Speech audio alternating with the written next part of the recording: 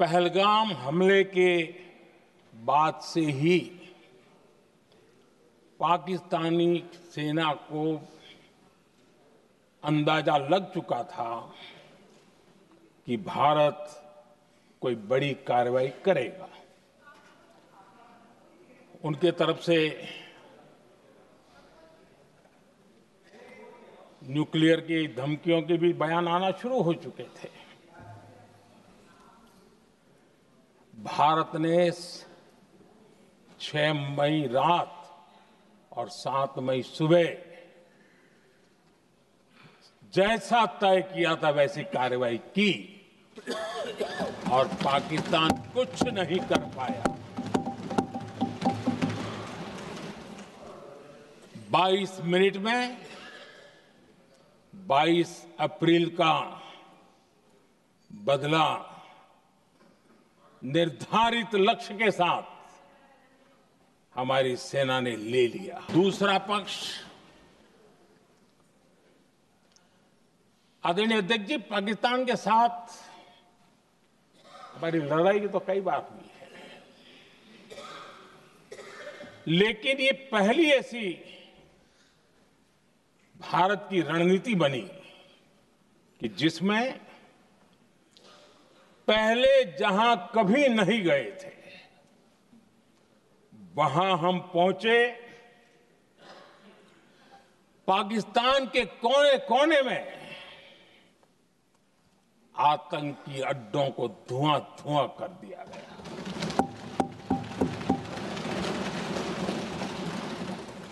आतंक के गढ़ कोई सोच नहीं सकता कि वहां तक कोई जा सकता है।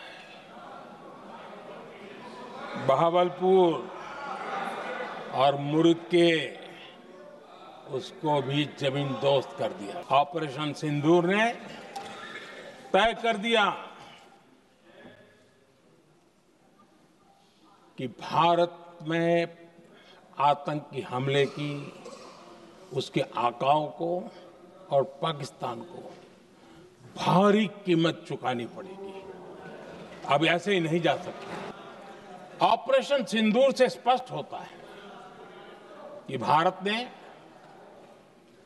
3 सूत्र तय किए हैं। अगर भारत पर आतंकी हमला हुआ तो हम अपने तरीके से, अपनी शर्तों पर, अपने समय पर जवाब दे करके रहेंगे। 193 कंट्री में सिर्फ 3 देश ऑपरेशन सिंदूर के दौरान पाकिस्तान के समर्थन में बयान दिया था। Only 3 countries. क्वाड हो, ब्रिक्स हो, फ्रांस, रूस, जर्मनी, कोई भी देश का नाम ले लीजिए, तमाम देश दुनिया भर से भारत को समर्थन मिला है।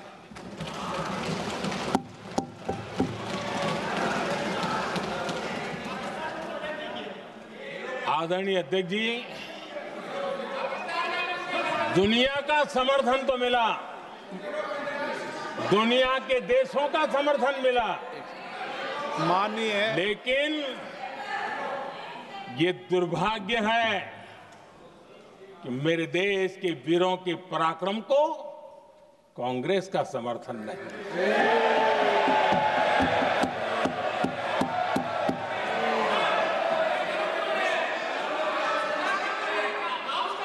22 अप्रैल के बाद,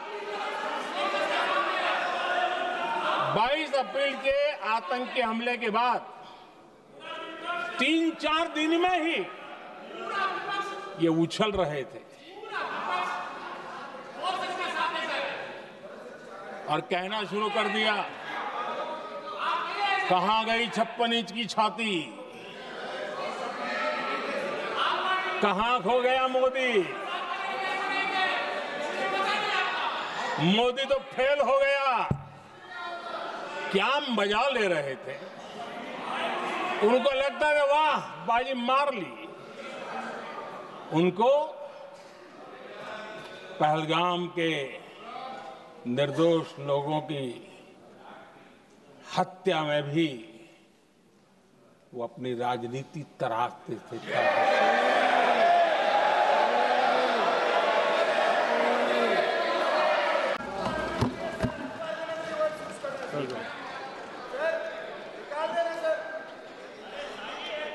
माननीय प्रधानमंत्री माननीय मोदी जी,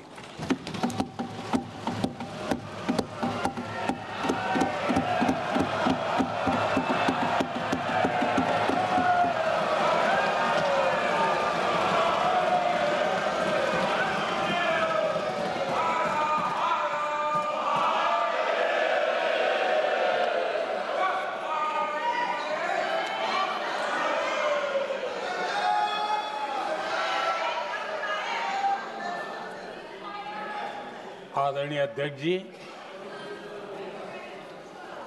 इस सत्र के प्रारंभ में ही मैं जब मीडिया के साथियों से बात कर रहा था,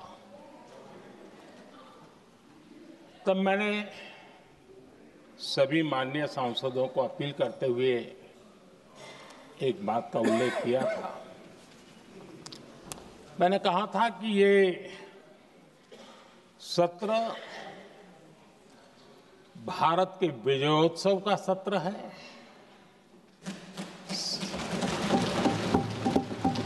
संसद का ये सत्र भारत के गौरवगान का सत्र है।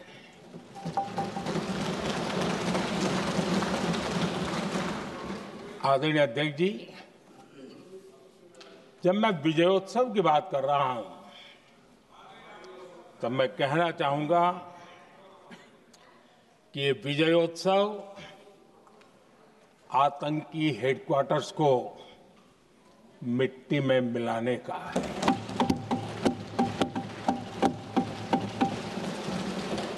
जब मैं विजयोत्सव कहता हूं, तो ये विजयोत्सव सिंदूर की सौगंध पूरा करने का है।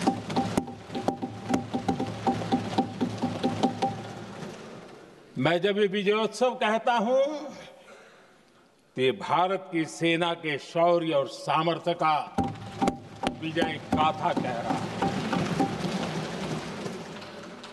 जब मैं विजयोत्सव कह रहा हूं, तो 140 करोड़ भारतीयों की एकता, इच्छा शक्ति, उसके एक अप्रतिम जीत का विजयोत्सव की बात करता हूं। आदरणीय अध्यक्ष जी, मैं इसी विजय भाव से इस सदन में भारत का पक्ष रखने के लिए खड़ा हुआ।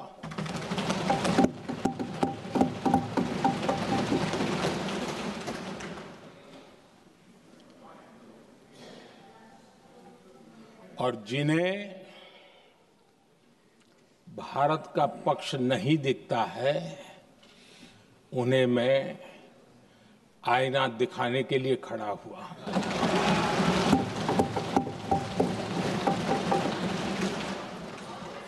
आदरणीय अध्यक्ष जी, मैं 140 करोड़ देशवासियों की भावनाओं में अपना स्वर मिलाने के लिए उपस्थित हुआ हूं। ये 140 करोड़ देशवासियों की भावना के जो गूंज है, जिस सदन में सुनाई दी है, मैं उसे अपना एक स्वर मिलाने खड़ा हुआ। आदरणीय अध्यक्ष जी, ऑपरेशन सिंदूर के दरमियान जिस प्रकार से देश के लोगों ने मेरा साथ दिया, मुझे आशीर्वाद दिए, देश की जनता मुझ पर कर्ज है। मैं देशवासियों का आभार व्यक्त करता हूं। मैं देशवासियों का अभिनंदन करता हूं। आदरणीय अध्यक्ष जी, 22 अप्रैल को पहलगाम में जिस प्रकार की क्रूर घटना घटी, जिस प्रकार आतंकवादियों ने निर्दोष लोगों को उनका धर्म पूछ पूछ करके गोलियां मारी, ये क्रूरता की पराकाष्ठा थी। भारत को हिंसा की आग में झोंकने का ये सुविचारित प्रयास था। भारत में दंगे फैलाने की ये साजिश थी। मैं आज देशवासियों का धन्यवाद करता हूं कि देश ने एकता के साथ उस साजिश को नाकाम कर दिया।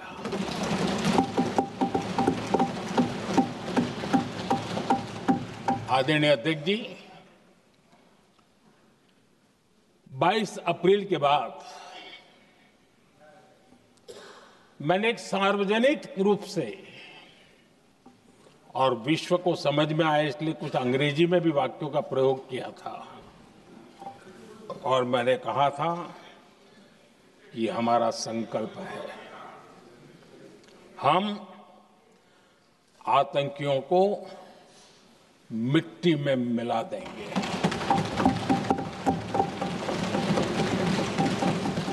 और मैंने सार्वजनिक रूप से कहा था, सजा उनके आकाओं को भी होगी और कल्पना से भी बड़ी सजा मिलेगी।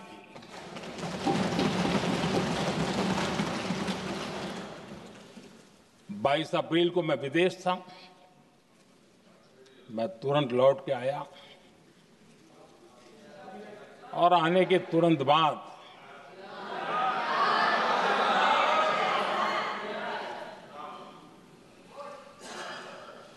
मैंने एक बैठक बुलाई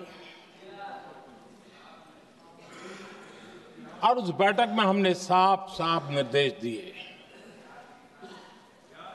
कि आतंकवाद को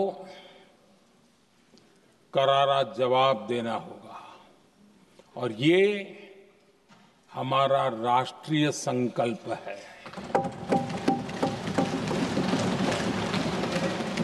आदरणीय अध्यक्ष जी, हमें हमारे सैन्य बलों की क्षमता पर पूरा विश्वास है, पूरा भरोसा है उनकी क्षमता पर, उनके सामर्थ्य पर, उनके साहस पर। सेना को कार्रवाई की खुली छूट दे दी गई और यह भी कहा गया कि सेना तय करें कब, कहां, कैसे, किस प्रकार से। ये सारी बातें उस मीटिंग में साफ साफ कह दी गई और कुछ बातें उसमें से मीडिया में शायद रिपोर्ट भी हुई है।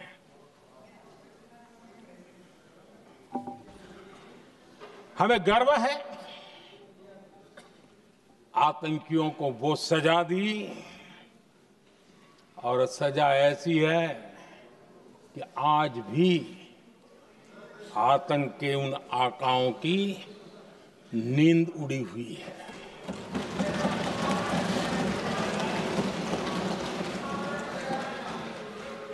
आदरणीय अध्यक्ष जी, मैं हमारी सेना की सफलता के उससे जुड़े भारत के उस पक्ष को सदन के माध्यम से देशवासियों के सामने रखना चाहता हूं। पहला पक्ष, पहलगाम हमले के बाद से ही पाकिस्तानी सेना को अंदाजा लग चुका था कि भारत कोई बड़ी कार्रवाई करेगा। उनके तरफ से न्यूक्लियर की धमकियों के भी बयान आना शुरू हो चुके थे। भारत ने 6 मई रात और 7 मई सुबह जैसा तय किया था वैसी कार्रवाई की और पाकिस्तान कुछ नहीं कर पाया। 22 मिनट में 22 अप्रैल का बदला निर्धारित लक्ष्य के साथ हमारी सेना ने ले लिया। दूसरा पक्ष, आदरणीय अध्यक्ष जी, पाकिस्तान के साथ हमारी लड़ाई की तो कई बार हुई है, लेकिन ये पहली ऐसी भारत की रणनीति बनी कि जिसमें पहले जहां कभी नहीं गए थे वहां हम पहुंचे। पाकिस्तान के कोने कोने में आतंकी अड्डों को धुआं धुआं कर दिया गया।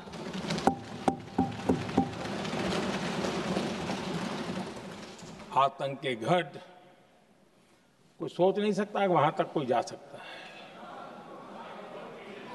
बहावलपुर और मुर्गे उसको भी जमीन दोस्त कर दिया गया। आदरणीय अध्यक्ष जी,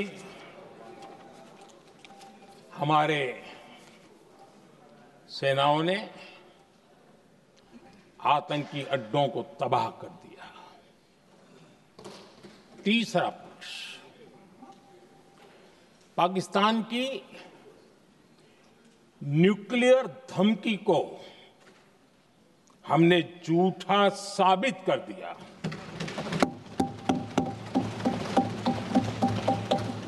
भारत ने सिद्ध कर दिया कि न्यूक्लियर ब्लैकमेलिंग अब नहीं चलेगा और न ही ये न्यूक्लियर ब्लैकमेलिंग के सामने भारत झुकेगा। आदरणीय अध्यक्ष जी, चौथा पक्ष, भारत ने दिखाई अपनी तकनीकी क्षमता। पाकिस्तान के सीने पर सटीक प्रहार किया।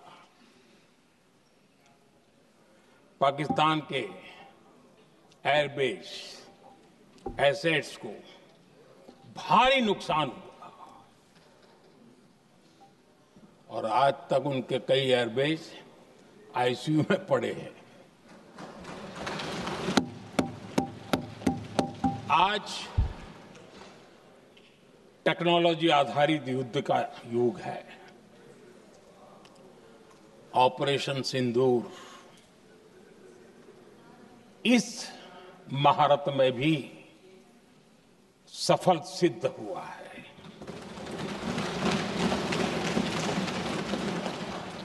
अगर पिछले 10 साल में जो हमने तैयारियां की हैं वो न की होती तो इस तकनीक के युग में हमारा कितना नुकसान हो सकता था, इसका हम अंदाज लगा सकते हैं। पांचवा पक्ष,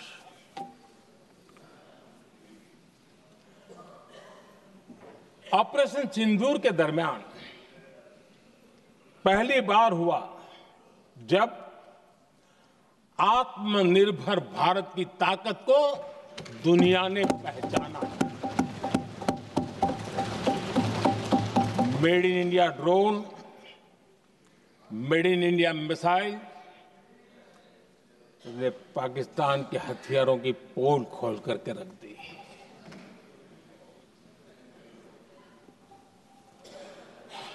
आदरणीय अध्यक्ष जी, और भी एक महत्वपूर्ण काम जो हुआ है, वैसे जब राजीव गांधी जी थे उस समय उनके जो एक डिफेंस का काम देखने वाले एमओएस थे, उन्होंने जब मैंने सीडीएस की घोषणा की तो वो बहुत प्रसन्न होकर के मुझे मिलने आए थे और बहुत बहुत प्रसन्न थे वो। इस समय ऑपरेशन में नेवी, आर्मी, एयरफोर्स तीनों सेनाओं का जॉइंट एक्शन, इसके बीच की सिनर्जी, इसने पाकिस्तान के छक्के छुड़ा दिए।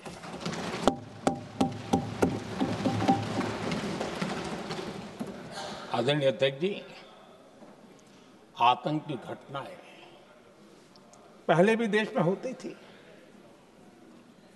लेकिन पहले आतंकवादियों के मास्टरमाइंड निश्चिंत होते थे और वो आगे की तैयारी में लगे रहते थे, उनको पता था कुछ नहीं होगा। लेकिन अब स्थिति बदल गई है। अब हमले के बाद मास्टरमाइंड को नींद नहीं आती। उनको पता है कि भारत आएगा और मार के जाएगा।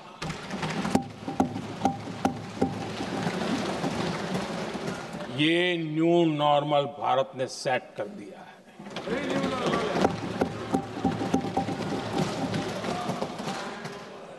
आदरणीय अध्यक्ष जी, दुनिया ने देख लिया कि हमारी कार्यवाही का दायरा कितना बड़ा, स्केल कितना बड़ा। सिंदूर से लेकर के सिंधु तक पाकिस्तान पर कार्रवाई की है। ऑपरेशन सिंदूर ने तय कर दिया कि भारत में आतंकी हमले की, उसके आकाओं को और पाकिस्तान को भारी कीमत चुकानी पड़ेगी। अब ऐसे ही नहीं जा सकते। आदरणीय अध्यक्ष जी, ऑपरेशन सिंदूर से स्पष्ट होता है कि भारत ने 3 सूत्र तय किए हैं।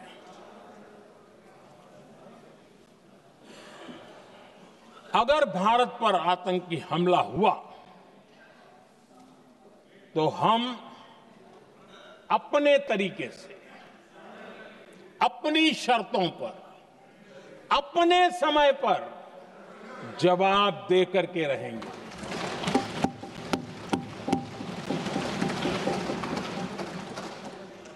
दूसरा,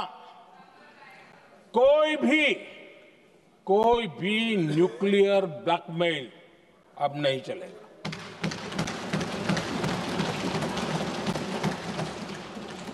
और तीसरा,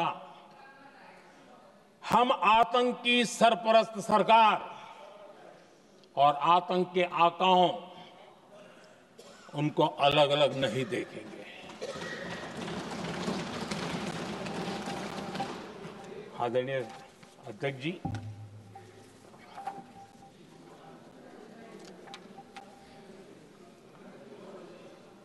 यहां पर विदेश नीति को लेकर के भी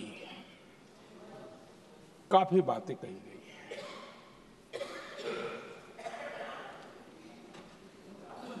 दुनिया के समर्थन को लेकर के भी काफी बातें कही गई हैं।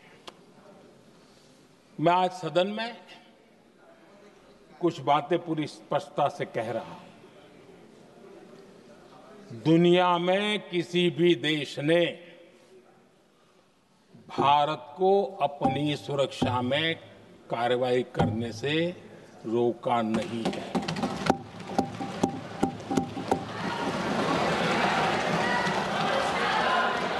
संयुक्त राष्ट्र 193 कंट्रीज,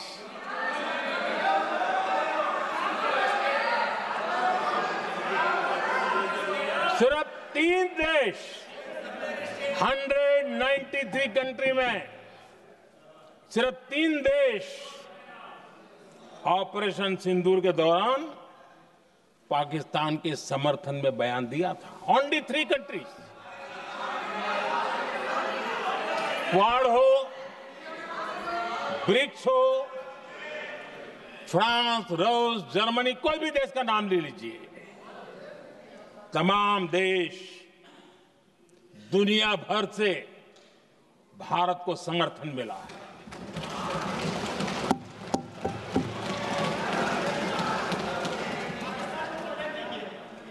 आदरणीय अध्यक्ष जी, दुनिया का समर्थन तो मिला, दुनिया के देशों का समर्थन मिला, माननीय, लेकिन ये दुर्भाग्य है कि मेरे देश के वीरों के पराक्रम को कांग्रेस का समर्थन नहीं।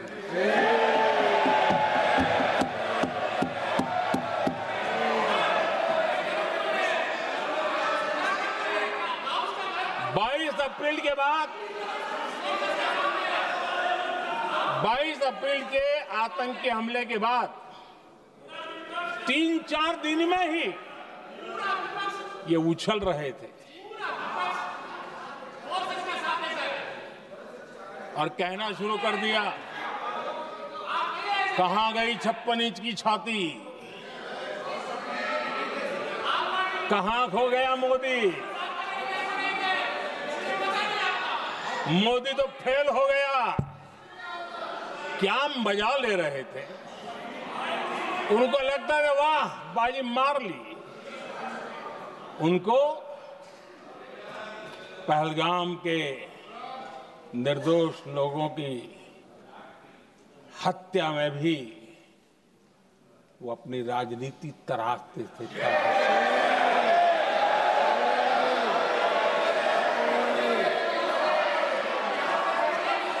अपनी स्वार्थी राजनीति के लिए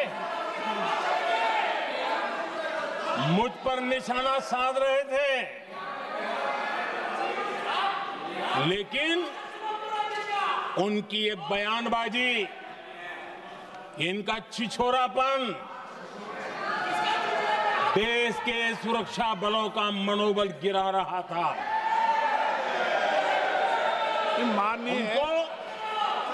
माननीय प्रतिपक्ष के नेता, 1 मिनट, प्रतिपक्ष के नेता आपकी बात अपने ध्यान से सुनिए। आप बेटे कांग्रेस कर रहे हैं और कुछ नेताओं को पीछे से, ये उचित नहीं है आपके लिए। न भारत के सामर्थ्य पर भरोसा है और न ही भारत की सेनाओं पर, इसलिए वो लगातार ऑपरेशन सिंदूर पर सवाल उठा रहे हैं। ऐसा करके आप लोग मीडिया में हेडलाइंस तो ले सकते हैं, लेकिन देशवासियों के दिलों में जगह नहीं बना सकते।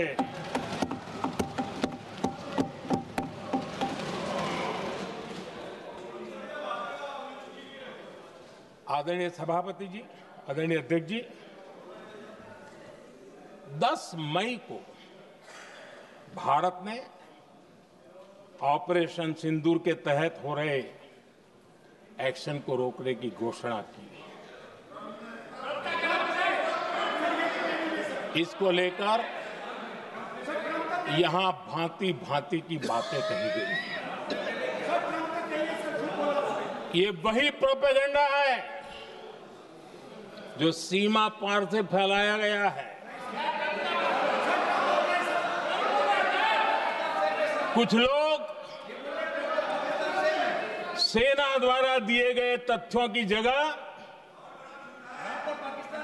पाकिस्तान के झूठ प्रचार को आगे बढ़ाने में जुटे हुए हैं।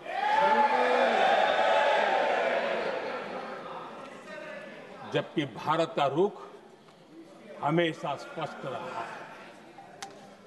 आदरणीय अध्यक्ष जी, कुछ चीजें मैं जरा स्मरण भी कराना चाहता हूं। जब सर्जिकल स्ट्राइक हुआ,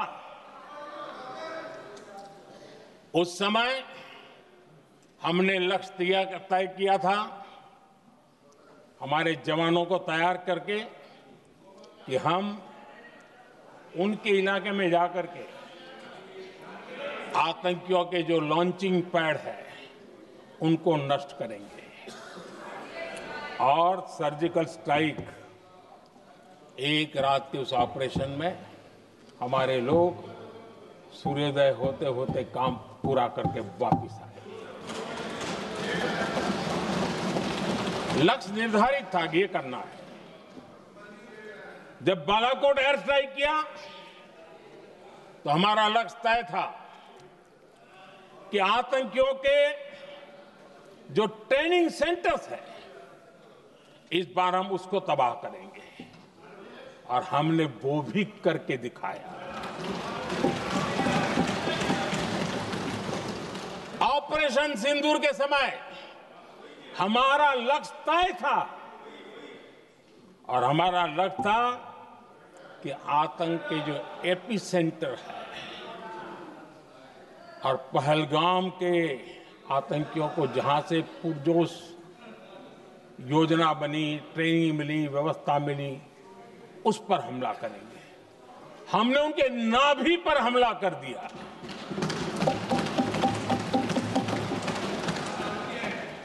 जहां पहलगाम के आतंकियों का रिक्रूटमेंट हुआ, ट्रेनिंग होती थी, फंडिंग होता था, उन्हें टेक्निकल सपोर्ट मिलता था, शस्त्र सरंजाम मिलता था, उस जगह को आइडेंटिफाई किया और हमने सटीक तरीके से ऑपरेशन सिंदूर के तहत आतंकियों की नाभि पे प्रहार कर दिया। और आदरणीय अध्यक्ष जी, इस बार भी हमारी सेना ने 100% लक्ष्यों को हासिल करके देश के सामर्थ्य का परिचय दिया।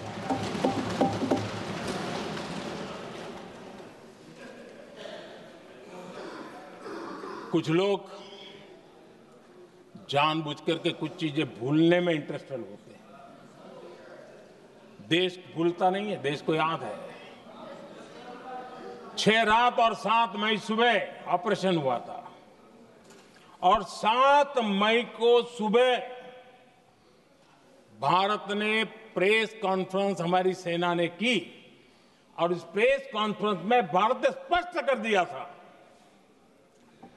और पहले दिन से क्लियर था कि हमारा लक्ष्य है आतंकियों के आका, आतंकियों की जो व्यवस्थाएं जहां से होती है वो और उनके अड्डे, उनको हम ध्वस्त करना चाहते थे और हमने प्रेस कॉन्फ्रेंस में कह दिया था, हमने हमारा काम कर दिया है, हमने जो तय किया था पूरा कर दिया है।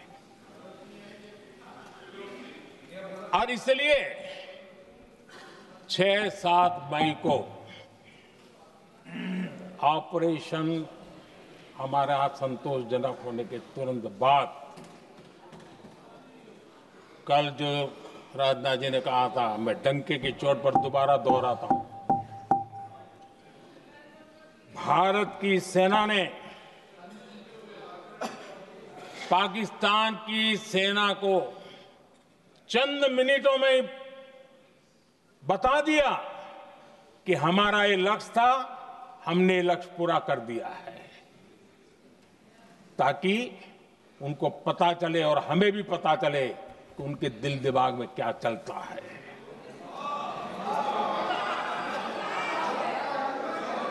हमने अपना लक्ष्य 100% हासिल कर लिया था और पाकिस्तान में समझदारी होती तो आतंकियों के साथ खुलेआम खड़े रहने की गलती न करता। उसने निर्लज्ज होकर के आतंकवादियों के साथ खड़े रहने का फैसला किया।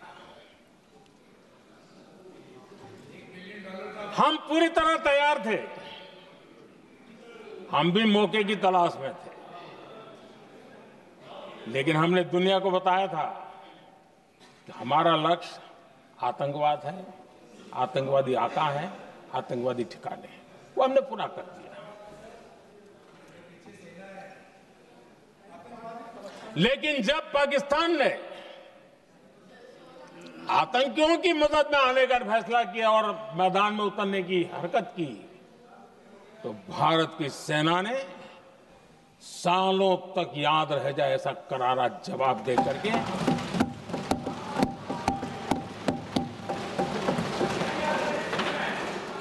9 मई की मध्य रात्रि और 10 मई की एक प्रकार से सुबह हमारी मिसाइलें उन्होंने पाकिस्तान के हर कोने में प्रचंड प्रहार किया, जिसकी पाकिस्तान ने कभी कल्पना नहीं की थी, और पाकिस्तान को घुटनों पर आने के लिए मजबूर कर दिया।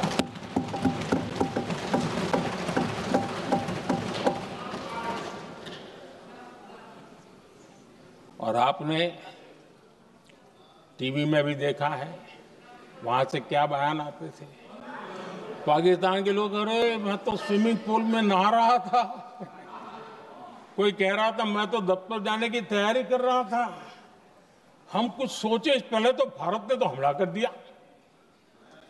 ये पाकिस्तान के लोगों के बयान है और देश ने देखे हैं। स्विमिंग पूल में नहा रहा था।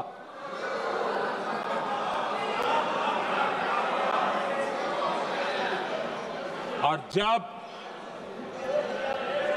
इतना कड़ा प्रहार हुआ, पाकिस्तान ने कभी सोचा तक नहीं था, तब जाकर के पाकिस्तान ने फोन करके डीजीएमओ के सामने फोन करके गुहार लगाई, बस करो, बहुत मारा, अब ज्यादा मार झेलने की ताकत नहीं है, प्लीज हमला रोक दो। ये पाकिस्तान के डीजीएमओ का फोन था। और भारत ने तो पहले दिन ही कह दिया था, 7 तारीख सुबह की प्रेस देख लीजिए, कि हमने हमारा लक्ष्य पूरा कर दिया है, अगर आप कुछ करोगे तो महंगा पड़ेगा। और आप धीरे ऐसे कैसे चलता है? प्लीज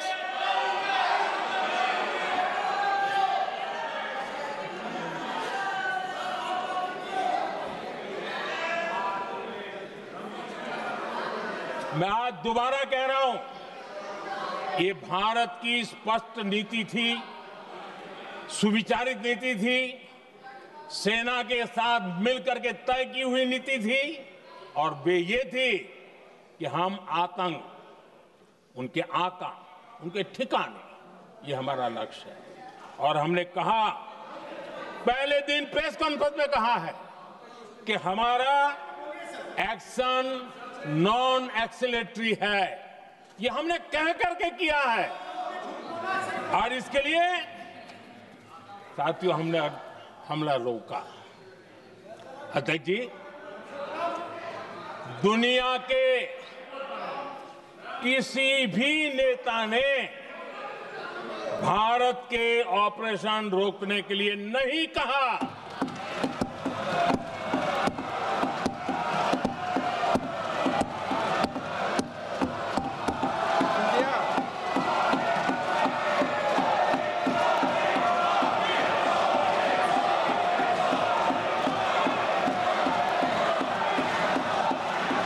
उसी दौरान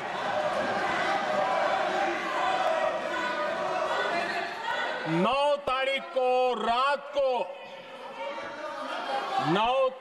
रात को अमेरिका के उपराष्ट्रपति जी ने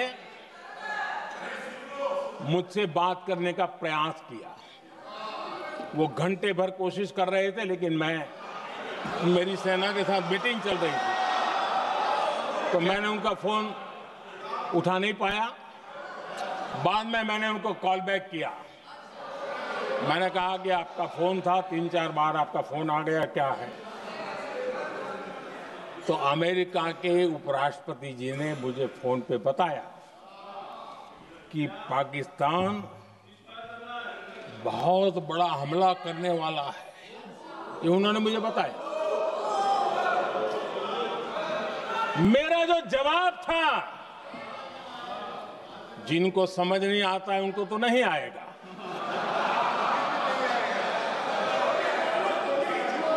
मेरा जवाब था अगर पाकिस्तान का ये इरादा है तो उसे बहुत महंगा पड़ेगा। ये मैंने अमेरिका के उपराष्ट्रपति को कहा।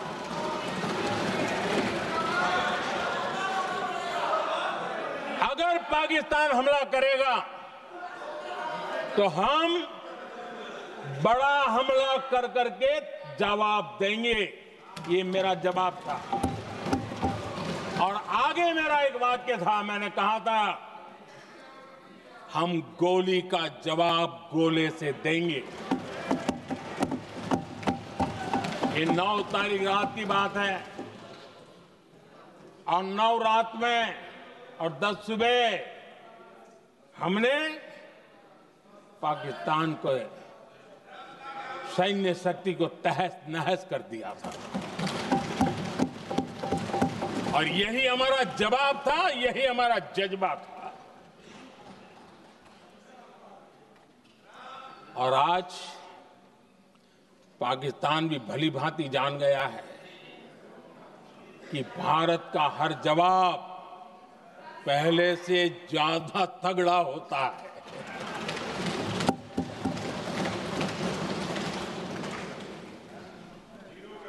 उसे यह भी पता है कि अगर भविष्य में नौबत आई तो भारत आगे कुछ भी कर सकता है। और इसलिए मैं फिर से लोकतंत्र के इस मंदिर में दोहराना चाहता हूं, ऑपरेशन सिंदूर जारी है।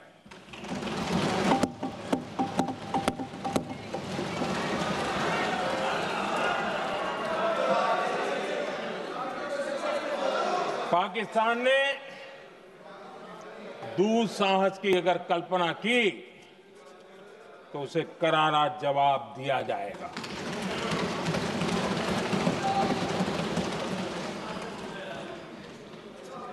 आदरणीय अध्यक्ष जी, आज का भारत आत्मविश्वास से भरा हुआ है। आज का भारत आत्मनिर्भरता के मंत्र को लेकर के पूरी शक्ति के साथ तेज गति से आगे बढ़ रहा है। देश देख रहा है भारत आत्मनिर्भर बनता जा रहा है। लेकिन देश ये भी देख रहा है कि एक तरफ तो भारत आत्मनिर्भरता की ओर तेज गति से आगे बढ़ रहा है, लेकिन कांग्रेस मुद्दों के लिए पाकिस्तान पर निर्भर होती जा रही है।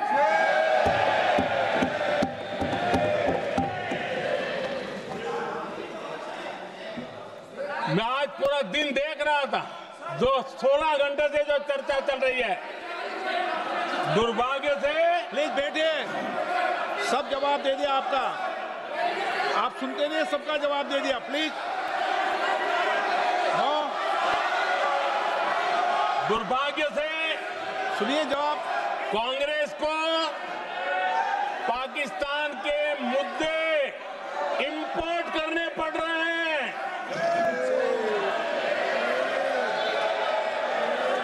आदरणीय अध्यक्ष जी, आज के वॉरफेयर में इंफॉर्मेशन और नैरेटिव्स की प्लीज बैठिए। बहुत बड़ी भूमिका है।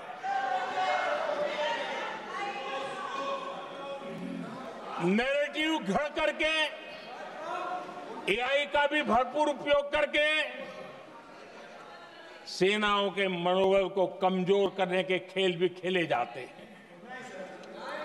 जनता के अंदर अविश्वास पैदा करने के भी भरपूर प्रयास होते हैं। दुर्भाग्य से कांग्रेस और उसके सहयोगी पाकिस्तान के ऐसे ही प्रपंच के प्रवक्ता बन चुके हैं।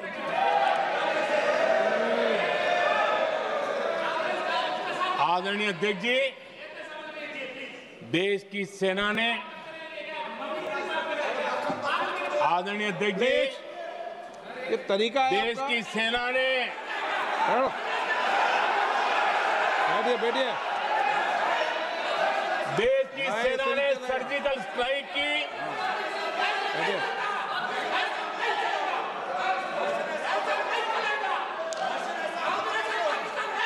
बैठिए बैठिए बैठिए।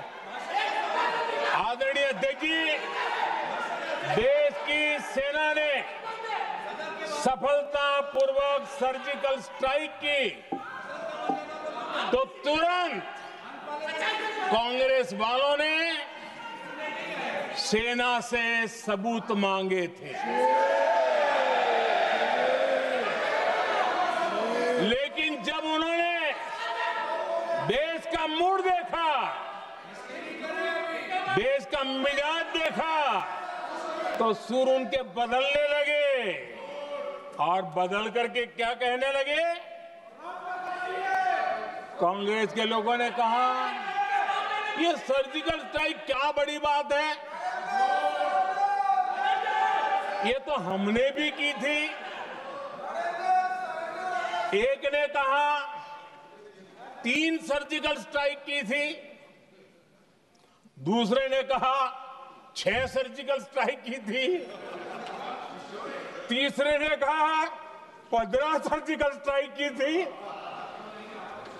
जितना बड़ा नेता उतना बड़ा आंकड़ा चल रहा था।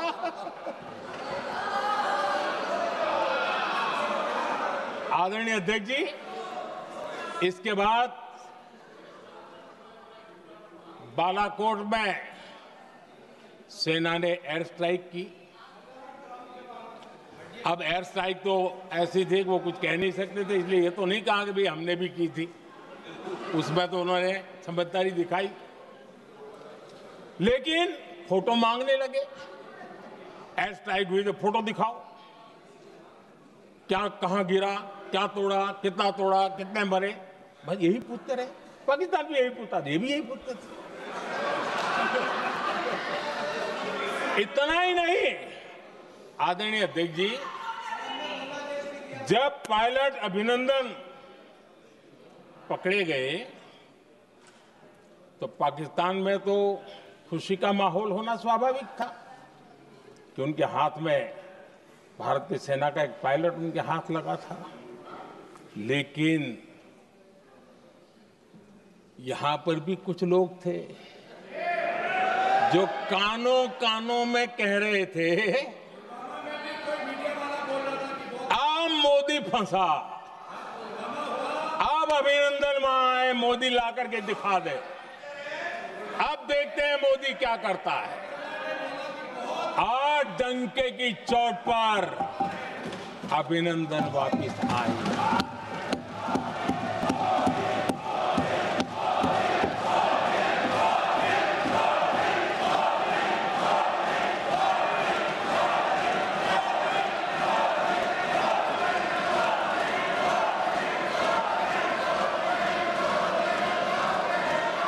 अभिनंदन को ले आए तो इनकी बोलती बंद हो गई।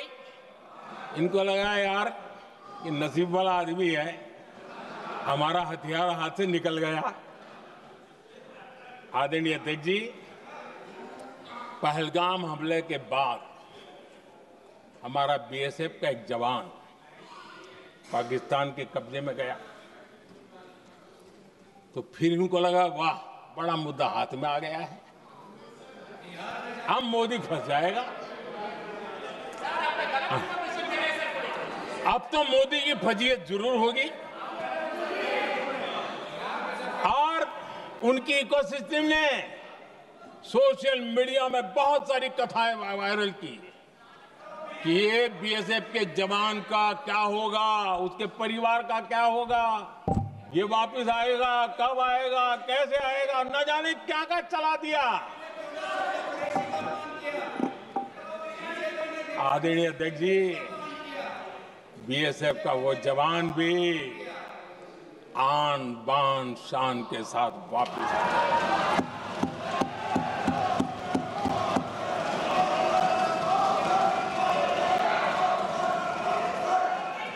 आतंकवादी रो रहे हैं, आतंकवादियों के आका रो रहे हैं, और उनको रोते देखकर यहां भी कुछ लोग रो रहे हैं।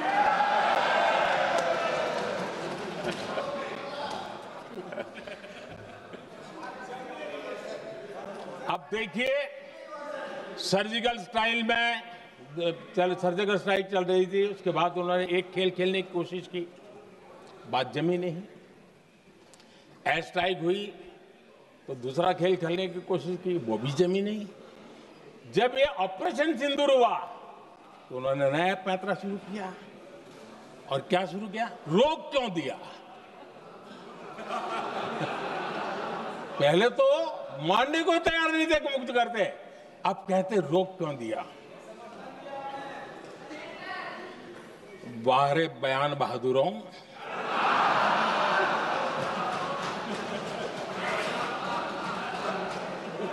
आपको विरोध का कोई न कोई बहाना चाहिए, और इसलिए सिर्फ मैं नहीं, पूरा देश आप पर हंस रहा है।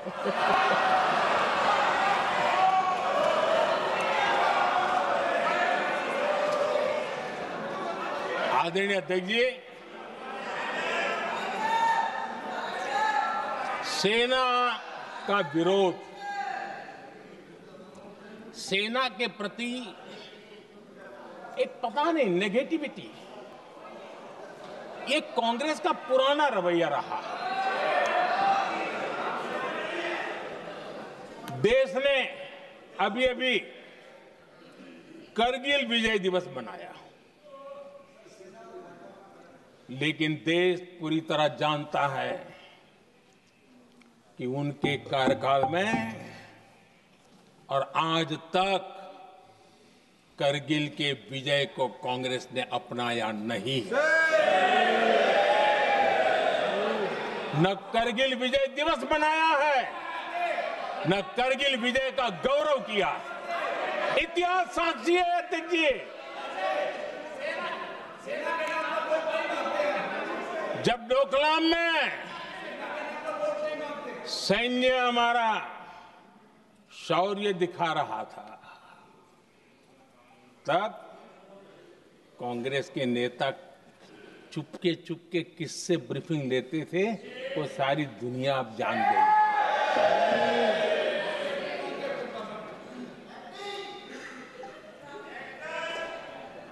आप निकाल दीजिए पाकिस्तान के सारे बयान, और यहां हमारा विरोध करने वाले लोगों के बयान फुल स्टॉप कॉमा के साथ एक है। क्या कहेंगे इसको? और बुरा लगता है सच बोलते हैं तो। पाकिस्तान के साथ सुर में सुर मिला दिया जाता है। आदरणीय अध्यक्ष जी, देश हैरान है, कांग्रेस ने पाकिस्तान को क्लीन चिट दे दी है।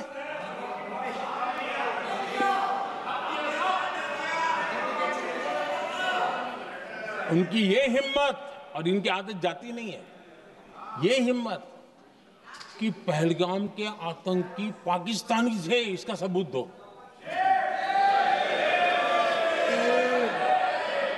क्या कह रहे हो तुम लोग? तो कौन सा तरीका है? और यही मांग पाकिस्तान कर रहा है जो कांग्रेस कर रही है। और आदरणीय अध्यक्ष जी, आज जब सबूतों की कोई कमी नहीं है, सब कुछ आंखों के सामने दिखता है, तब ये हालत है। अगर ये सबूत ना होते तो क्या करती है लोग, आप बताइए। आदरणीय अध्यक्ष जी,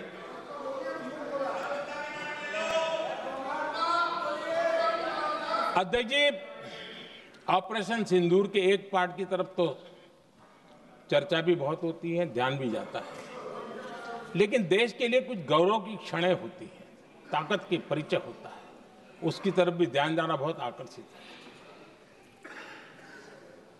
हमारे एयर डिफेंस सिस्टम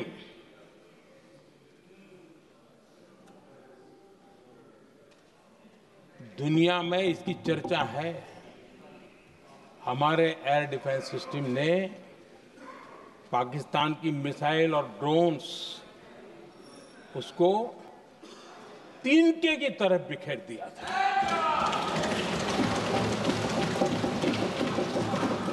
आदरणीय अध्यक्ष जी, मैं एक आंकड़ा आज बताना चाहता हूं,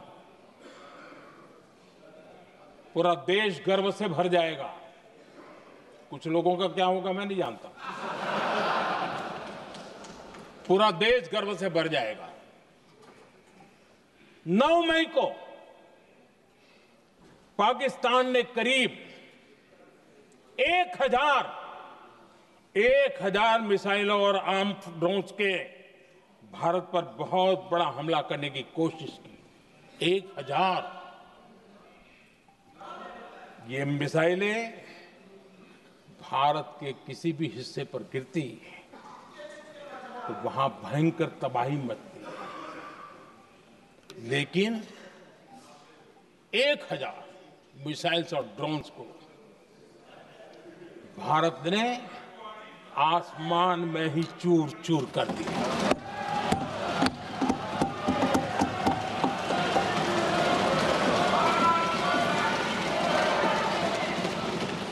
हर देशवासी को इससे गर्व हो रहा,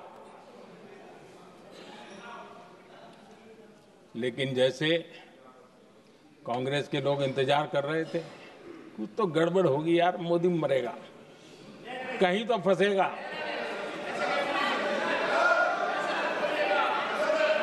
पाकिस्तान ने आदमपुर एयरबेस पर हमले का झूठ फैलाया, उस झूठ को बेचने की भरपूर कोशिश की, पूरी ताकत दी, लगा दी। मैं अगले ही दिन आदमपुर पहुंचा और खुद जाकर के उनके झूठ को मैंने बेनकाब कर दिया। तब जाकर के उनको अकल ठिकाने लगी कि अब ये झूठ चलने वाला नहीं है। आदरणीय अध्यक्ष जी, जो हमारे छोटे दलों के साथी हैं, जो राजनीति में नए हैं, उनको कभी शासन में रहने का अवसर नहीं मिला, उनसे कुछ बातें निकलती मैं समझ सकता हूं, लेकिन कांग्रेस पार्टी ने इस देश में लंबे समय तक राज किया है, उसको शासन की व्यवस्थाओं का पूरा पता है, उन चीजों से वो निकले हुए लोग हैं, उनके लिए शासन व्यवस्था क्या होती है इसकी समझ पूरी है, अनुभव है उनके पास। उसके बाद भी विदेश मंत्रालय तुरंत जवाब दे, उसको स्वीकारना नहीं, विदेश मंत्री जवाब दे, इंटरव्यू दे, बार बार बोले, उसको स्वीकारना नहीं, गृह मंत्री बोले, रक्षा मंत्री बोले, किसी पर भरोसा नहीं।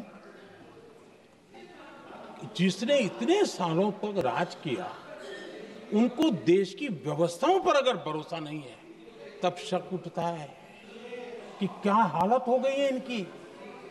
आदरणीय अध्यक्ष जी, अब कांग्रेस का भरोसा पाकिस्तान के रिमोट कंट्रोल से बनता है और बदलता है।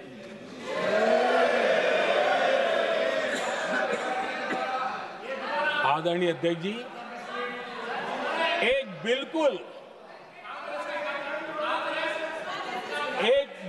कांग्रेस के नए सदस्य, यानी उनको तो क्षमा करनी चाहिए, नए सदस्य को क्या कहेंगे, लेकिन कांग्रेस के आका जो उनको लिख करके देते हैं और उनसे बुलवाते, खुद में हिम्मत नहीं है, उनसे बुलवाते हैं कि ऑपरेशन सिंदूर ये तो तमाशा था,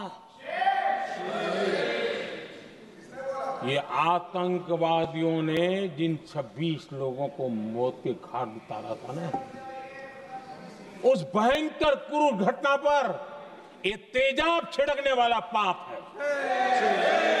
तमाशा कहते हो? आपकी असहमति हो सकती है, और ये कांग्रेस के नेता बुलवाते हैं।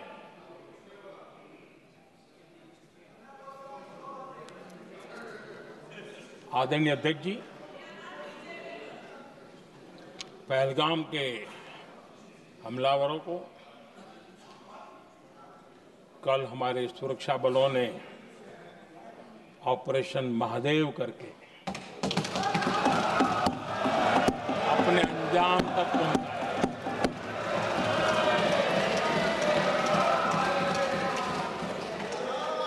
लेकिन मैं हैरान हूं, यहां ठहाके लगा के पूछा गया कि आखिर ये कल ही क्यों हुआ।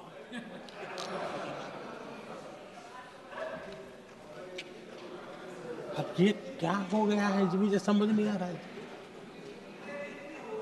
क्या ये ऑपरेशन के लिए कोई सावन महीने का सोमवार ढूंढा गया था क्या? क्या हो गया है इन लोगों को? हताशा, निराशा इस हद तक।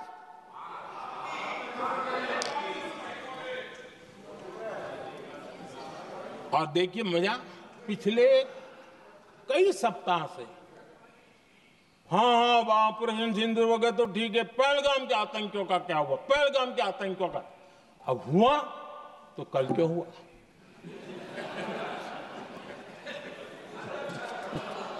और कल ही क्यों हुआ? क्या हाल है अध्यक्ष जी का। आदरणीय अध्यक्ष जी,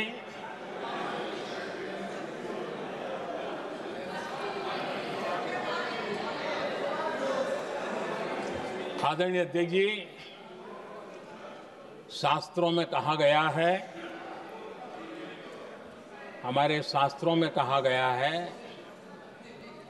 शस्त्रेण रक्षिते राष्ट्रे, शस्त्रेण रक्षिते राष्ट्रे शास्त्र चर्चा प्रवर्तते।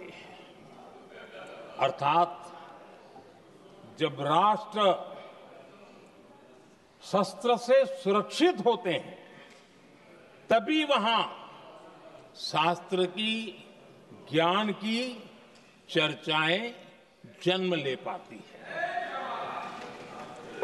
जब सीमा पर सेनाएं मजबूत होती है तभी लोकतंत्र प्रखर होता है। आदरणीय अध्यक्ष जी, ऑपरेशन सिंदूर बीते दशक में भारत की सेना के सशक्तिकरण का एक साक्षात प्रमाण है। ऐसे ही नहीं हुआ है। कांग्रेस के शासन के दौरान सेनाओं को आत्मनिर्भर बनाने के संबंध में सोचा तक नहीं जाता था। आज भी आत्मनिर्भर शब्द की मजाक उड़ाई जाती है। वैसे वो महात्मा गांधी से आया हुआ है, लेकिन आज भी मजाक उड़ाई जाती है। हर रक्षा सौदे में कांग्रेस अपने मौके खोजती रहती थी।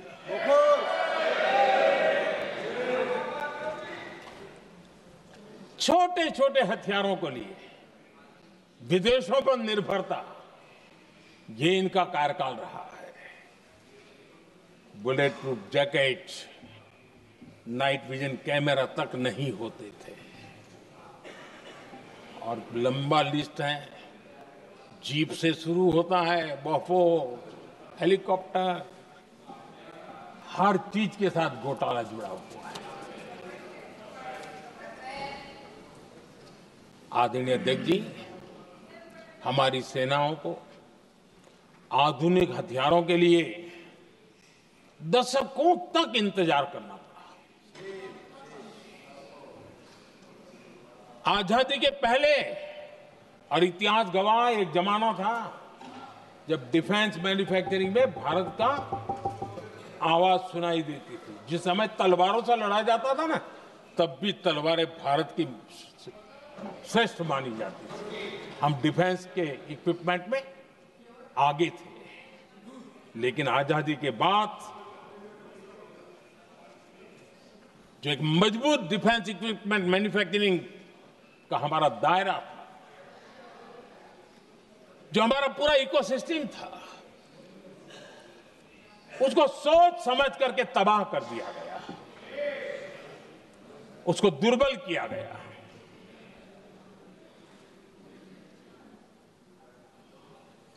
रिसर्च और मैन्युफैक्चरिंग के लिए रास्ते बंद कर दिए गए।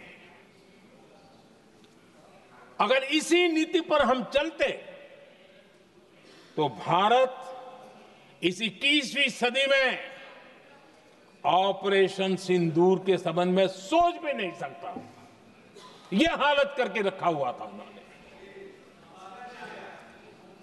भारत को सोचना पड़ता कि अगर कोई एक्शन लेना है तो शस्त्र कहां से मिलेंगे, साधन कहां से मिलेगा, बारूद कहां से मिलेगा, समय पर मिलेगा या नहीं मिलेगा, बीच बचाव में रुक तो नहीं जाएगा, ये टेंशन पालना पड़ता है।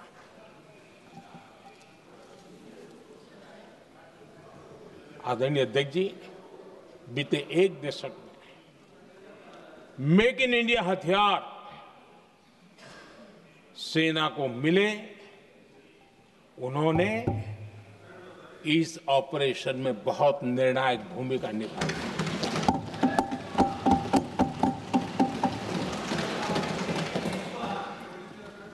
आदरणीय अध्यक्ष जी, एक दशक पहले भारत के लोगों ने संकल्प लिया, हमारा देश सशक्त, आत्मनिर्भर और आधुनिक राष्ट्र बने। रक्षा, सुरक्षा, हर क्षेत्र में बदलाव के लिए एक के बाद एक ठोस कदम उठाए गए, सीरीज ऑफ रिफॉर्म्स किए गए, और देश में सेना में जो रिफॉर्म्स हुए हैं, जो आजादी के बाद पहली बार हुए। चीफ ऑफ डिफेंस स्टाफ की नियुक्ति, ये विचार कोई नया नहीं था, दुनिया में प्रयोग भी चलते हैं, भारत में निर्णय नहीं होते थे। हमने, ये बहुत बड़ा रिफॉर्म था, हमने किया, और बहुत ही मैं हमारी तीनों सेनाओं का अभिनंदन करता हूं कि इस व्यवस्था को उन्होंने दिल से सहयोग किया है, दिल से स्वीकार किया है। सबसे बड़ी ताकत ज्वाइंटनेस और इंटीग्रेशन की। इस समय नेवी हो, एयरफोर्स हो, आर्मी हो, ये इंटीग्रेशन और ज्वाइंटनेस ने हमारी ताकत को अनेक गुना बढ़ा दिया, और उसका परिणाम भी हमें नजर में आया है, ये हमने करके देखा है। सरकार की जो डिफेंस प्रोडक्शन की कंपनियां थी, उसमें हमने रिफॉर्म किए। शुरुआत में वहां पर आग लगाना, आंदोलन करवाना, हड़तालें करवाने के खेल चल रहे थे, अभी भी बंद नहीं हुए हैं, लेकिन देश हित को सर्वोपरि मान करके उन डिफेंस इंडस्ट्री के हमारे जो लोग थे सरकारी व्यवस्था में, उन्होंने इसको मन से लिया, रिफॉर्म को स्वीकार किया, और वो भी आज बहुत प्रोडक्टिव बन गए। इतना ही नहीं, हमने प्राइवेट सेक्टर के लिए भी डिफेंस के दरवाजे खोल दिए हैं, और आज भारत का प्राइवेट सेक्टर आगे आ रहा है। आज स्टार्टअप्स डिफेंस के क्षेत्र में हमारे 27-30 साल के नौजवान, टियर 2, टियर 3 सिटी के नौजवान, कई कुछ जगह तो बेटियां स्टार्टअप का नेतृत्व कर रही है। डिफेंस के सेक्टर में सैकड़ों की तादाद में आज स्टार्टअप काम कर रहे हैं। ड्रोन्स, एक प्रकार से मैं कह सकता हूं, ड्रोन्स की जितनी भी एक्टिविटी हमारे देश में हो रही है, शायद एवरेज 30-35 की उम्र होगी जो लोग कर रहे हैं, सारे लोग, और सैकड़ों की तादाद में कर रहे हैं। और उसका ताकत, क्योंकि इनका भी योगदान था इसमें, जिन्होंने इस प्रकार के प्रोडक्शन किए हैं, और वो हमें ऑपरेशन सिंदूर में बहुत काम आए।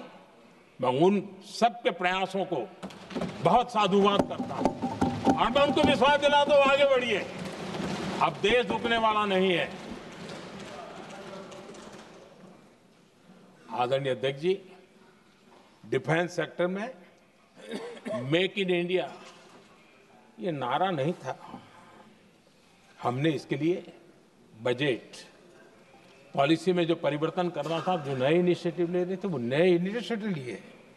और सबसे बड़ी बात, क्लियर कट विजन के साथ हमने देश में make in India defence sector के अंदर तेज गति से हम आगे बढ़ रहे हैं। आदरणीय अध्यक्ष जी,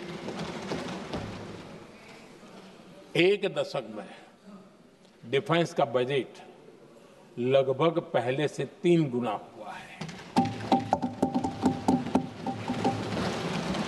डिफेंस प्रोडक्शन में करीब करीब 250% वृद्धि हुई है, 250% वृद्धि हुई है।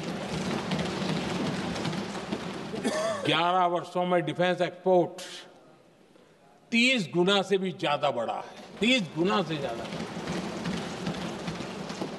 डिफेंस एक्सपोर्ट आज दुनिया के करीब 100 देशों तक हम पहुंचे। और आदरणीय अध्यक्ष जी, कुछ चीजें ऐसी होती हैं जो इतिहास में बहुत बड़ा प्रभाव छोड़ती हैं। ऑपरेशन सिंदूर ने डिफेंस का जो मार्केट है उसमें भारत का झंडा गाड़ दिया है।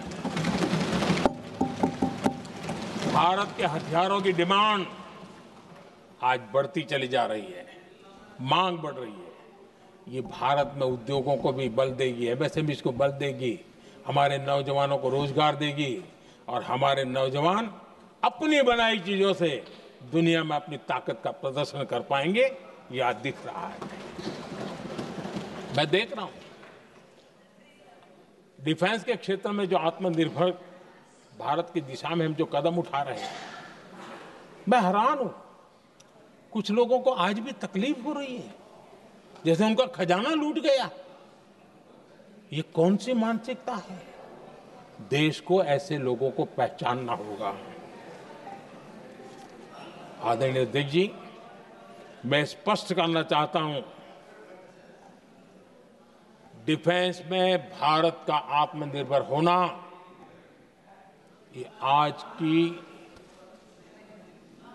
शस्त्रों की स्पर्धा में के काल में विश्व शांति के लिए भी जरूरी है।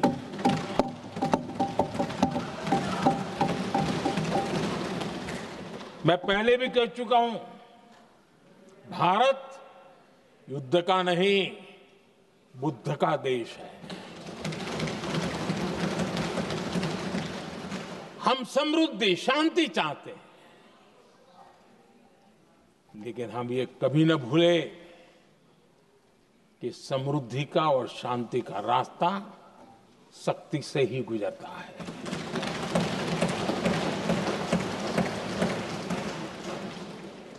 आदरणीय अध्यक्ष जी, हमारा भारत छत्रपति शिवाजी महाराज, महाराजा रणजीत सिंह, राजेंद्र चोला, महाराणा प्रताप, लसित बोरफुकन और महाराजा सुहेलदेव का देश है।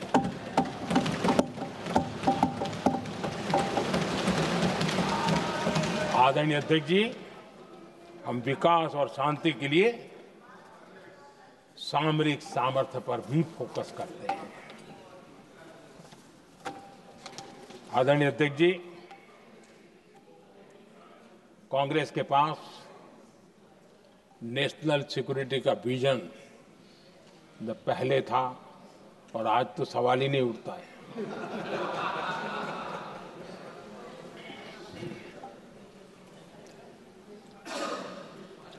कांग्रेस ने हमेशा नेशनल सिक्योरिटी पर समझौता किया। आज जो लोग पूछ रहे हैं पीओके को वापस क्यों नहीं लिया, वैसे ये सवाल मुझे ही पूछ सकते हैं और किसको पूछ सकते हैं।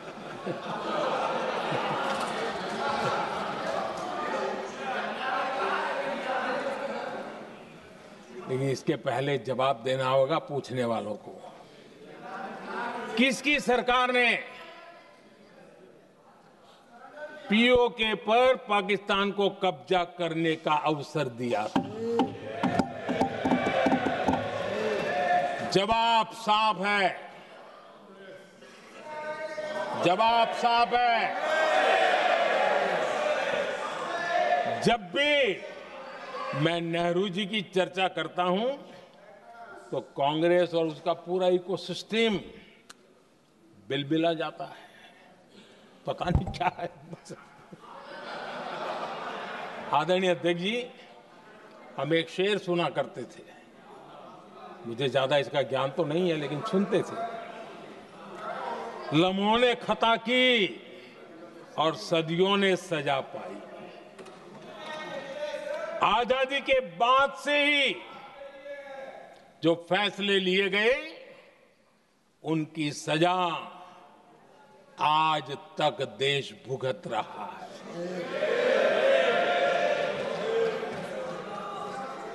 यहां बार बार एक बात का जिक्र हुआ और मैं फिर से करना चाहूंगा। अक्साई चीन की उस पूरे क्षेत्र को बंजर जमीन करार दिया गया, ये कह करके तो बंजर है। देश की 38,000 वर्ग किलोमीटर जमीन हमें खोनी पड़ी।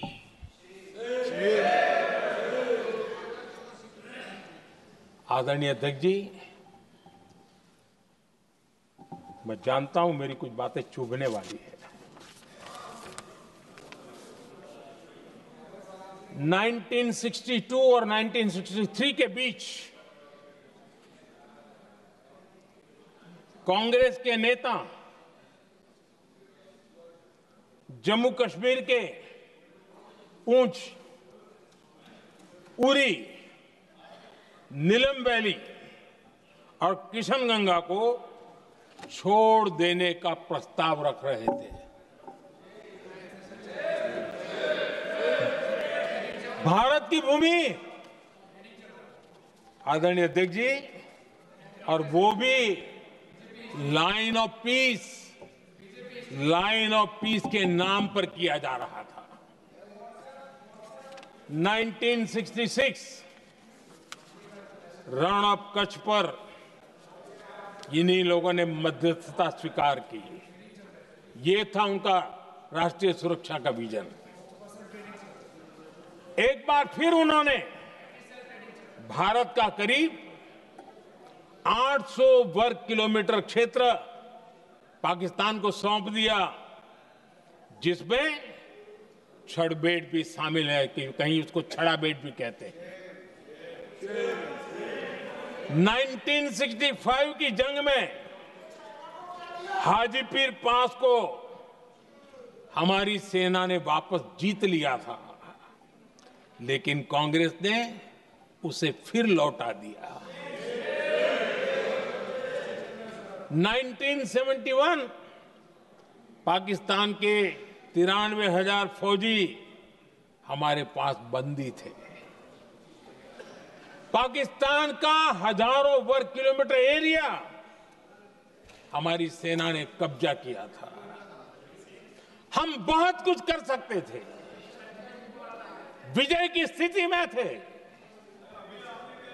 उस दौरान अगर थोड़ी सा विजन होता, थोड़ी सी समझ होती, तो पीओके वापस लेने का निर्णय हो सकता। वो मौका था, वो मौका भी छोड़ दिया गया। अरे इतना ही नहीं, इतना सारा जब सामने टेबल पर था, अरे कम से कम करतारपुर साहब को तो ले सकते थे, वो ही नहीं कर पाया। 1974 श्रीलंका को कच्चथीवू द्वीप को गिफ्ट कर दिया गया। आज तक हमारे मछुआरे भाई बहनों को इससे परेशानी होती है, उनकी जान पर आफत आती है। क्या गुनाह था तमिलनाडु के मेरे फिशरमैन भाई बहनों का, कि आपने उनका हक छीन लिया और दूसरों को गिफ्ट कर दिया? कांग्रेस का दशकों से इरादा लेकर चल रही थी कि सियाचिन से सेना हटा दी जाए। आदरणीय अध्यक्ष जी, 2014 में देश ने इनको मौका नहीं दिया, वरना आज सियाचिन भी हमारे पास नहीं होता।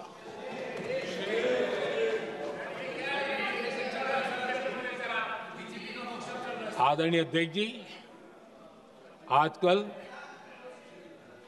कांग्रेस के जो लोग हमें डिप्लोमेसी का पाठ पढ़ा रहे हैं, मैं उन्हें उनकी डिप्लोमेसी याद दिलाना चाहता हूं, ताकि उनको भी कुछ याद रहे, पता चले। 26/11 जैसे भयंकर हमले के बाद बहुत बड़ा आतंकी हमला था। कांग्रेस का पाकिस्तान से प्रेम नहीं रुका। इतनी बड़ी घटना 26/11 की हुई थी। विदेशी दबाव में हमले के कुछ हफ्तों के भीतर ही कांग्रेस सरकार ने पाकिस्तान से बातचीत शुरू कर दी। आदरणीय अध्यक्ष जी, कांग्रेस सरकार ने 26/11 की इतनी बड़ी घटना के बाद भी एक भी डिप्लोमेट को भारत से बाहर निकालने की हिम्मत नहीं की। छोड़ो इसे, एक वीजा तक कैंसिल नहीं किया, एक वीजा तक कैंसिल नहीं कर पाए थे। देश पर पाकिस्तानी स्पॉन्सर बड़े बड़े हमले होते गए, लेकिन यूपीए सरकार ने पाकिस्तान को मोस्ट फेवर्ड नेशन का दर्जा देकर रखा था। वो कभी वापस नहीं लिया था। एक तरफ देश मुंबई के हमले का ये न्याय मांग रहा था, दूसरी तरफ कांग्रेस पाकिस्तान के साथ व्यापार करने में लगी थी।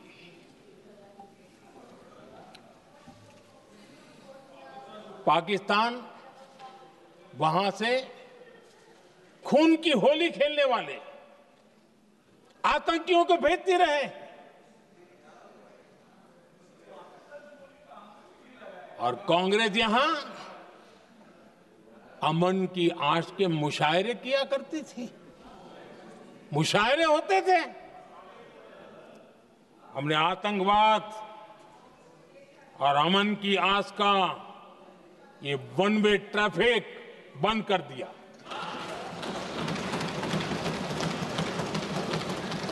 हमने पाकिस्तान का एमएफएन का दर्जा रद्द किया, वीजा बंद किया।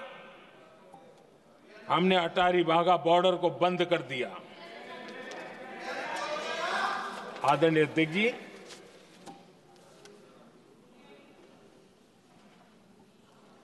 भारत के हितों को गिरवी रख देना ये कांग्रेस की पार्टी की पुरानी आदत है।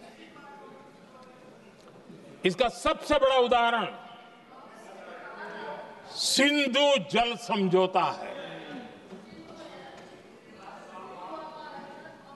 सिंधु जल समझौता किसने किया?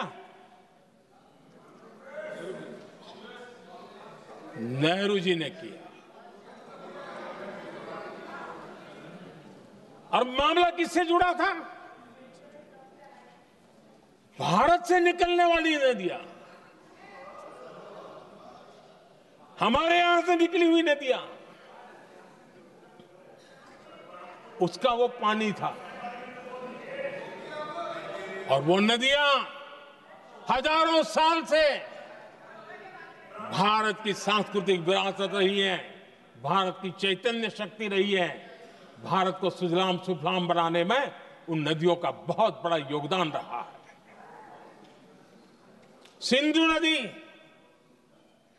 जो सदियों से भारत की पहचान हुआ करती थी, उसी से भारत जाना जाता था। लेकिन नेहरू जी और कांग्रेस ने सिंधु और झेलम जैसी नदियों पर विवाद के लिए पंचायत किसको दी? वर्ल्ड बैंक को दी। वर्ल्ड बैंक फैसला करे क्या कर रहा है? नदी हमारी, पानी हमारा।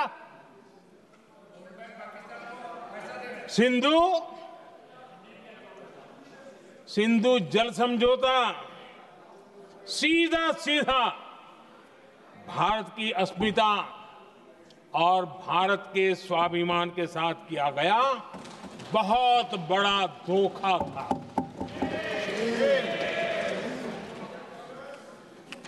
आदरणीय अध्यक्ष जी, आज के देश के युवा ये बात सुनते होंगे तो उनको भी आश्चर्य होगा कि ऐसे लोग थे हमारे देश का काम करते थे।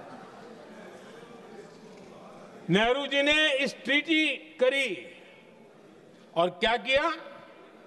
ये जो पानी था, जो नदियां थी, जो भारत से निकल रही थी, उन्होंने 80% पानी पाकिस्तान को देने के लिए वो राजी हो गए। और इतना बड़ा हिंदुस्तान, उसको सिर्फ 20% पानी। कोई मुझे समझाए भाई ये कौन सी बुद्धिमानी थी? कौन सा देश हित था? कौन सी डिप्लोमेसी थी? क्या हालत करके बना के रखा था आप लोगों ने? इतनी बड़ी आबादी वाला हमारा देश, हमारे यहां से निकलती हुई ये नदियां, और सिर्फ 20% पानी, और 80% पानी उन्होंने उसको दिया जो देश खुलेआम भारत को अपना दुश्मन करार कर देता रहा है, दुश्मन कहता रहा। और ये पानी पर किसका हक था? हमारे देश के किसानों का, हमारे देश के नागरिकों का।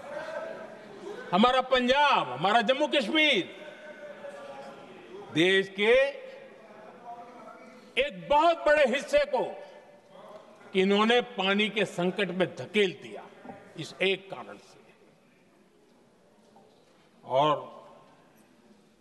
राज्यों के भीतर भी पानी को लेकर के आपस में संघर्ष पैदा हुई है, प्रतिस्पर्धा पैदा हुई, और उनका जिस पर हक था उस पर पाकिस्तान मौज करता रहा।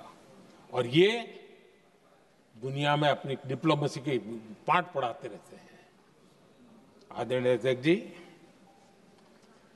अगर ये ट्रीटी न होती तो पश्चिमी नदियों पर कई बड़ी परियोजनाएं बनती।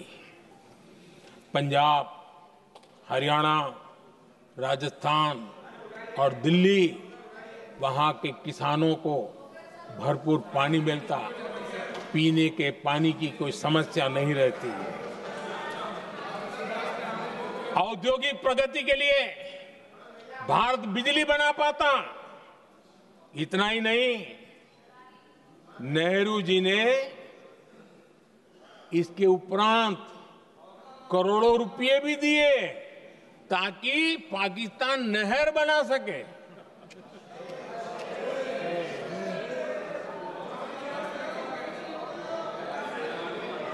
आदरणीय अध्यक्ष जी, इससे भी बड़ी बात, देश चौंक जाएगा। ये चीजें छिपाई गई है, दबा दी गई है। कहीं भी बांध बनता है तो उसमें एक मैकेनिज्म होता है उसकी सफाई का, डीसिल्टिंग का। उसमें जो मिट्टी भर जाती है, बाकी घास वगैरह आकर के भर जाता है तो उसकी कैपेसिटी कम होती है, तो उसकी सफाई के लिए यानी इनबिल्ट व्यवस्था होती है। नेहरू जी ने पाकिस्तान के कहने पर यह शर्त स्वीकार की है कि इन बांध में जो मिट्टी आएगी, कूड़ा कचरा आएगा और बांध भर जाएगा, इसकी सफाई नहीं कर सकते, डीसिल्टिंग नहीं कर सकते हैं। बांध हमारे यहां, पानी हमारा, लेकिन निर्णय पाकिस्तान का कि आप डीसिल्टिंग नहीं कर सकते। इतना ही नहीं, जब इस बार मैं डिटेल में गया तो एक बांध तो ऐसा है कि जहां ये डीसिल्टिंग के लिए जो गेट होता है ना, उसको वेल्डिंग कर दिया गया है ताकि कोई गलती से भी खोल करके वो मिट्टी को निकाल ना दे। पाकिस्तान ने नेहरू जी से लिखवा दिया था कि भारत बिना पाकिस्तान की मर्जी अपने बांधों में जमा होने वाली मिट्टी साफ नहीं करेगा, डीसिल्टिंग नहीं करेगा। ये समझौता देश के खिलाफ था और बाद में नेहरू जी को भी ये गलती माननी पड़ी। इस समझौते में निरंजन दास गुलाटी करके एक सज्जन उसमें जुड़े हुए थे। उन्होंने एक किताब लिखी है। उस किताब में उन्होंने लिखा है कि फरवरी 1961 में नेहरू ने उनसे कहा था, गुलाटी, मुझे उम्मीद थी कि यह समझौता अन्य समस्याओं के समाधान का रास्ता खोलेगा, लेकिन हम वहीं हैं जहां पहले थे। ये नेहरू जी ने कहा। नेहरू जी केवल तत्कालिक प्रभाव देख पा रहे थे, इसलिए उन्होंने कहा कि हम वहीं के वहीं हैं, लेकिन सच्चाई ये कि इस एग्रीमेंट के कारण देश बहुत पिछड़ गया, देश बहुत पीछे चल गया और देश का बहुत नुकसान हुआ। हमारे किसानों को नुकसान हुआ, हमारी खेती को नुकसान हुआ। और नेहरू जी उस डिप्लोमेसी को जानते थे जिसमें किसान का कोई वजूद ही नहीं था। यह हाल करके रखा था उन्होंने। आदरणीय अध्यक्ष जी, पाकिस्तान आगे दशकों तक भारत के साथ युद्ध और छद्म युद्ध, प्रॉक्सी वॉर करता ही रहा, लेकिन कांग्रेस की सरकारों ने बाद में भी सिंधु जल समझौते की तरफ देखा तक नहीं, नेहरू जी की गलती को सुधारा तक नहीं। आदरणीय अध्यक्ष जी, लेकिन अब भारत ने पुरानी गलती को सुधारा है, ठोस निर्णय लिया है। भारत ने नेहरू जी द्वारा किए गई बहुत बड़ी ब्लंडर, सिंधु जल समझौते को देश हित में, किसानों के हित में एबेंस में रख दिया है। देश का अहित करने वाला ये समझौता अब इस रूप में आगे नहीं चल सकता। भारत ने तय कर दिया है, खून और पानी साथ साथ नहीं बह सकते।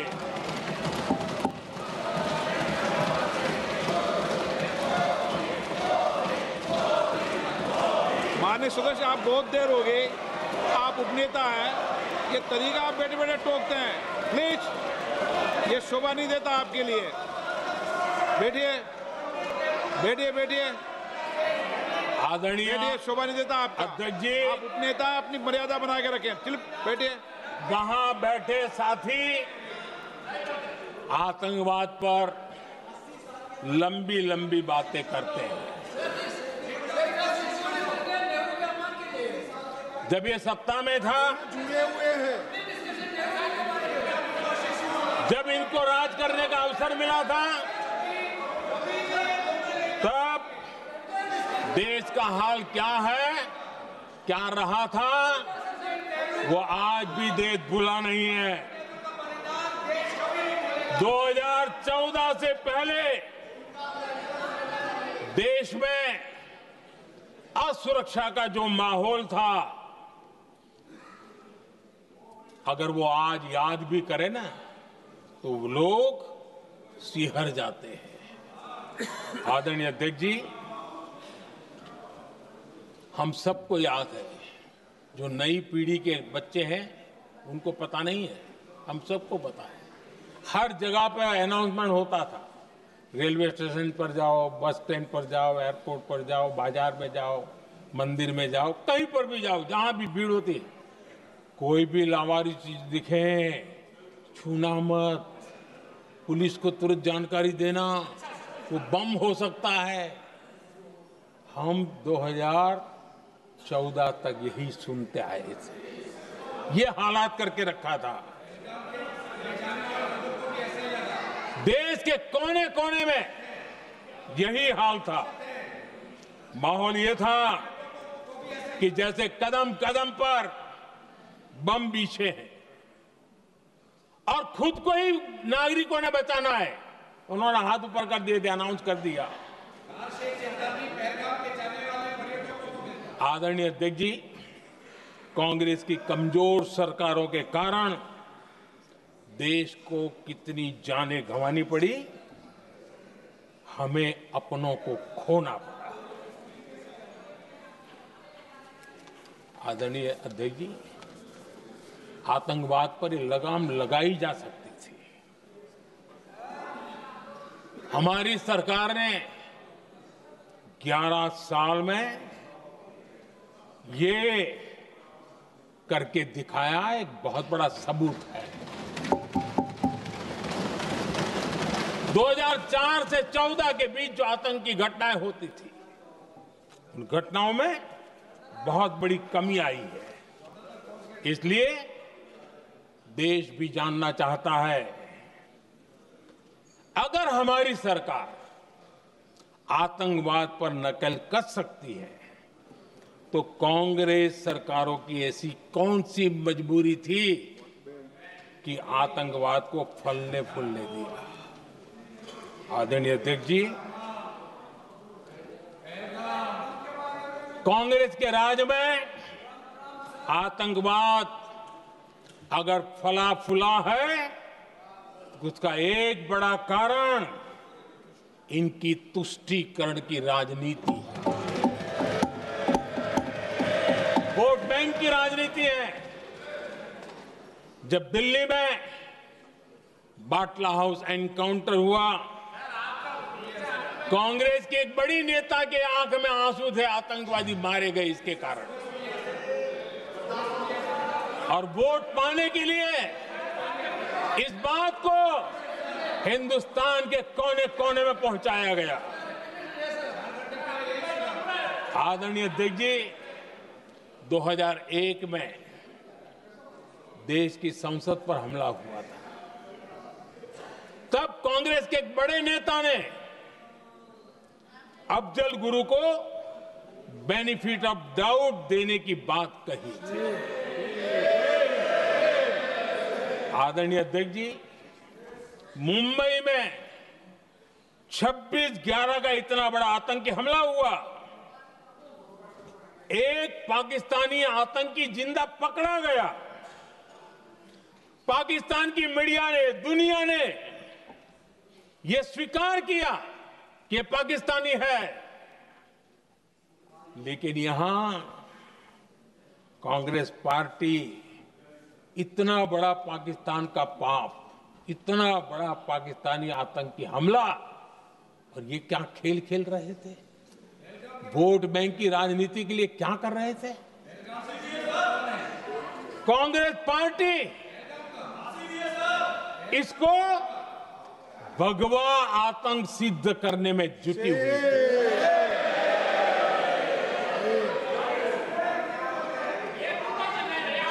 कांग्रेस दुनिया को हिंदू आतंकवाद की छड़ी बेचने में लगी हुई थी। कांग्रेस के एक नेता ने अमेरिका के बड़े राजनयिक को यहां तक कह दिया था कि लश्कर-ए तोयबा से भी बड़ा खतरा भारत के हिंदू ग्रुप है। यह कहा गया था। तुष्टीकरण के लिए कांग्रेस ने जम्मू कश्मीर में भारत का संविधान, बाबा साहब आंबेडकर का संविधान, उसे जम्मू कश्मीर में पैर नहीं रखने दिए। इन्होंने घुसने नहीं दिया, उसे बाहर रखा। तुष्टीकरण और वोट बैंक की राजनीति के लिए कांग्रेस हमेशा देश की सुरक्षा को बलि चढ़ाती रही। आदरणीय अध्यक्ष जी, तुष्टीकरण के लिए ही कांग्रेस ने आतंकवाद से जुड़े कानूनों को कमजोर किया। गृहमंत्री जी ने आज विस्तार से सदन में कहा है, इसलिए मैं इसको रिपीट करना नहीं चाहता। आदरणीय अध्यक्ष जी, मैंने इस सत्र की शुरुआत में आग्रह किया था।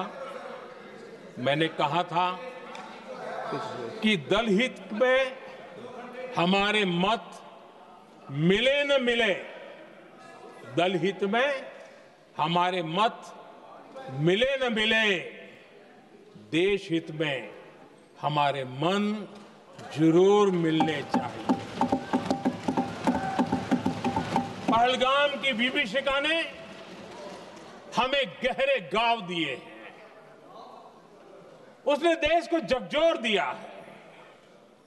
इसके जवाब में हमने ऑपरेशन सिंदूर किया तो सेनाओं के पराक्रम ने, हमारे आत्मनिर्भर अभियान ने देश में एक सिंदूर स्पिरिट पैदा किया है।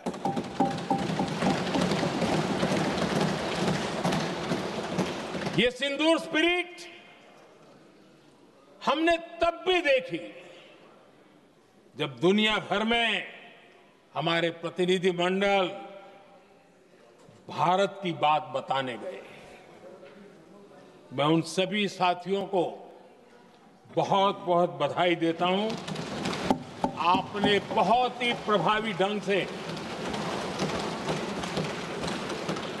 भारत की बात डंके की चोट पर दुनिया के सामने रखी। लेकिन मुझे दुख इस बात का है, हैरानी भी है, जो खुद को कांग्रेस के बड़े नेता समझते हैं, उनके पेट में दर्द हो रहा है कि भारत का पक्ष दुनिया के सामने क्यों रखा गया। शायद कुछ नेताओं को सदन में बोलने पर भी पाबंदी लगा दी गई है। आदरणीय अध्यक्ष जी, इस मानसिकता से बाहर निकलने की जरूरत है।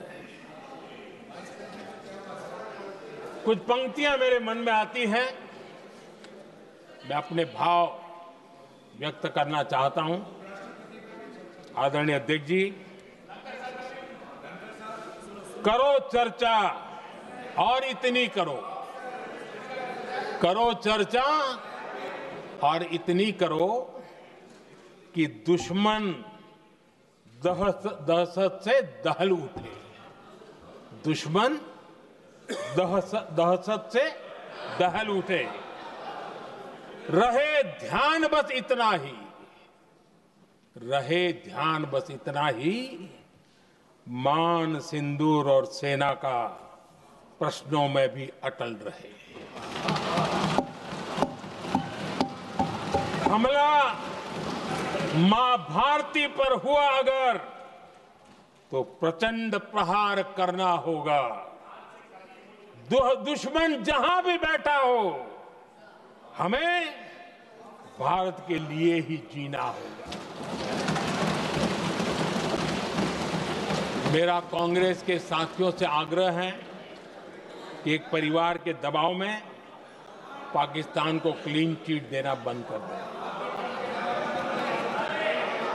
जो देश की विजय की क्षण है, कांग्रेस उसे देश के उपहास का क्षण न बनाए। कांग्रेस अपनी गलती सुधारें। मैं आज सदन में फिर स्पष्ट करना चाहता हूं, अब भारत आतंक की नर्सरी में ही आतंकियों को मिट्टी में मिलाएगा।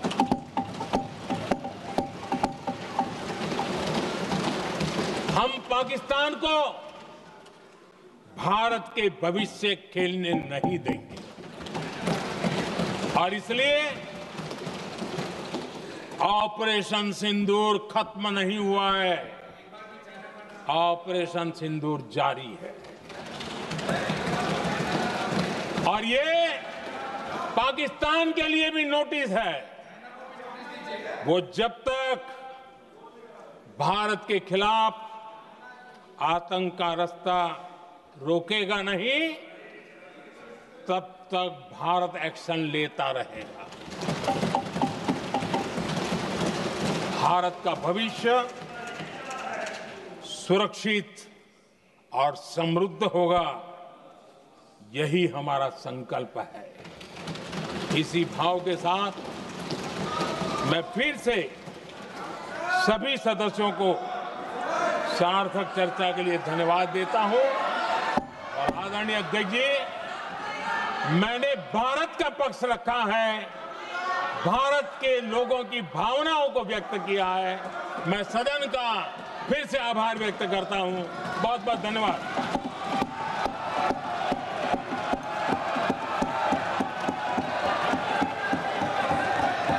सभा की कार्रवाई बुधवार दिनांक 30 जुलाई 2025 को प्राप्त 11 बजे तक के लिए स्थगित की जाती है।